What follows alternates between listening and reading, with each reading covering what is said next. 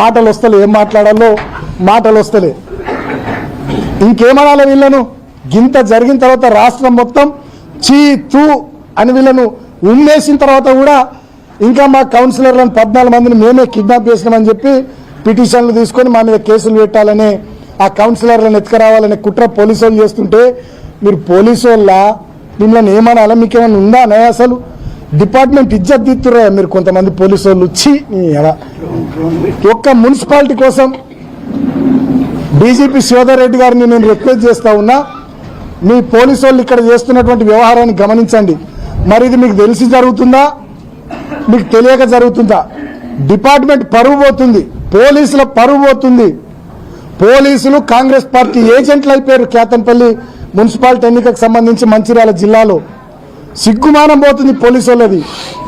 జనాలు తిట్టుకుంటున్నారు, అసహించుకుంటున్నారు జనాలు మీ వైఖరి చూసి.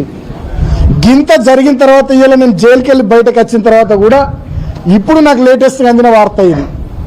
ఇంకా కౌన్సిలర్ల మీద పిటిషన్లు వాళ్ళ చుట్టాలయో వాళ్ళకి తెలిసిన వాళ్ళు తీసుకొని మేమే మా కౌన్సిలర్లను కిడ్నాప్ చేసినట్టు మా మీద మళ్ళీ కేసులు ఎఫ్ఐఆర్లట. ఇవ అన్యాయం పాడగల.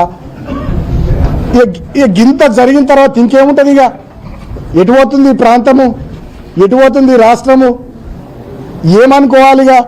ఇక నేను కేతంపల్లి ప్రజలకు విజ్ఞప్తి చేస్తున్నా, ఇక ఈ మున్సిపాలిటీ ఎన్నికని మీరే తేల్చాలిగా.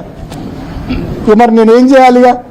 13వ తారీఖు నుంచి, ఫిబ్రవరి 13వ తారీఖు నుంచి ఇవాళ మార్చి 4వ తారీఖు దాకా గిన్ని సంఘటనలు జరిగినాక కూడా ఇంకా సిగ్గు లేకుండా పోలీసు వాళ్ళు మా 14 మంది కౌన్సిలర్లకు సంబంధించి పిటిషన్లు తీసుకొని మళ్ళా మా మీద కేసులు పెట్టాలనే కుట్ర చేసి మా కౌన్సిలర్లను ఎత్తుకరావాలనే ప్రయత్నాలు చేయబోతున్నారంటే ఇక ఈ కేతన్పల్లి మున్సిపాలిటీలో మీరు ప్రజలుగా ఇక్కడ ఇచ్చినటువంటి తీర్పును పోలీసులు కాంగ్రెస్ వాళ్ళు కాళ్ళ రాస్తుంటే మరి ఇంకో ప్రజా ఉద్యమానికి మనం సిద్ధం కావాల్సిందే. మరి ఏం చేస్తాం? ఇక ప్రజాస్వామ్యంలో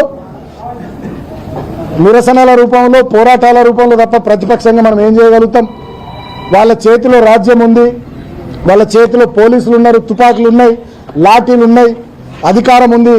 అక్కడ రేవంత్ రెడ్డి ఉన్నాడు నియంత, ఇక్కడ ఇంకా చోటా నియంత వివేక్ ఉన్నాడని చెప్పి పోలీసులు ఈ స్థాయిలో పెట్టేగిపోతే ఏం చేయాలి?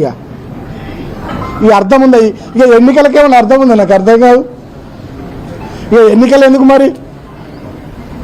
ఇక మీరే డైరెక్ట్ నామినేట్ చేసుకుంటే కదా వివేక్ గారు, నువ్వే డైరెక్ట్ నామినేట్ చేసుకుంటే కాదు ఇక కౌన్సిలర్లను, సర్పంచ్లను, ఎంపీటీసీలను, జెడ్పీటీసీలను, అంతే కదా. ఇక చెన్నూరు నియోజకవర్గంలో కేతన్పల్లి మున్సిపాలిటీలో గింత కథ జరిగిన తర్వాత కూడా మళ్ళీ ఈ ప్రయత్నాలు మీరు మొదలు పెట్టిర్రంటే ఇక మరి ఈ ప్రాంతంలో ఎన్నికలు ఎందుకు? ఇక నువ్వే నామినేట్ చేసుకుంటావు ఓలే. నువ్వు రేవంత్ రెడ్డి గారేమో రాష్ట్రంలో, నువ్వేమో మంచిర్యాల జిల్లాలో, చెన్నూరులో.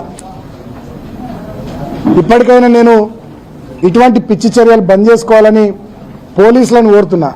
వాళ్ళ అధికార కాంగ్రెస్ పార్టీ, వాళ్ళు వీళ్ళ అధికారంలో ఉన్నారు, ఏం చేసినా చెల్తుంది అనేటటువంటి భ్రమలలో వాళ్ళు ఉన్నారు.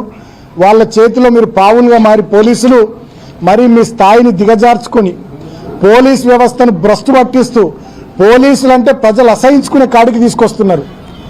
మొన్న మా ఇంటి దగ్గర కూడా పెద్ద ఎత్తున నన్ను అరెస్ట్ చేసే సందర్భంలో మా కార్యకర్తలు నిరసన తెలిపితే శాంతియుతంగా వాళ్ళ మీద లాఠీచార్జ్ చేశారు. డీసీపీ అంటాడట, ఏసీపీ అంటాడు, కొట్టుర్రా కొడుకుల్ని అని. సరే కొట్టిర్రు, ఓకే, మంచి, ఓకే, మీ టైం కొట్టిరు కదా, సరే మంచి, సంతోషం. అదే రోజు 17వ రోజు కూడా మా కార్యకర్తలను కొట్టిర్రు, 18వ రోజు ఇక్కడ కొట్టిర్రు.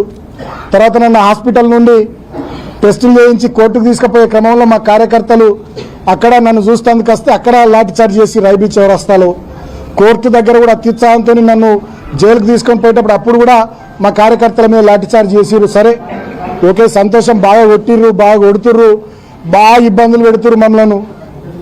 సరే, I love you Vivek, I love you, I love you Vivek. చాలా ఇబ్బంది పెడుతున్నావు, సంతోషం, ఓకే, నో ప్రాబ్లం. సరే, కానీ ఏదేమైనా అంతిమంగా ఒక మాట మాత్రం నేను తెలియజేస్తా ఉన్నా, ఏది వట్టిగా పోదు, అన్ని ప్రజలు గమనిస్తూ ఉన్నారు. ఇవాళ మేమేందో మీరేందో ప్రజల ముందే అన్ని ప్రజాక్షేత్రంలో ఉన్నాయి.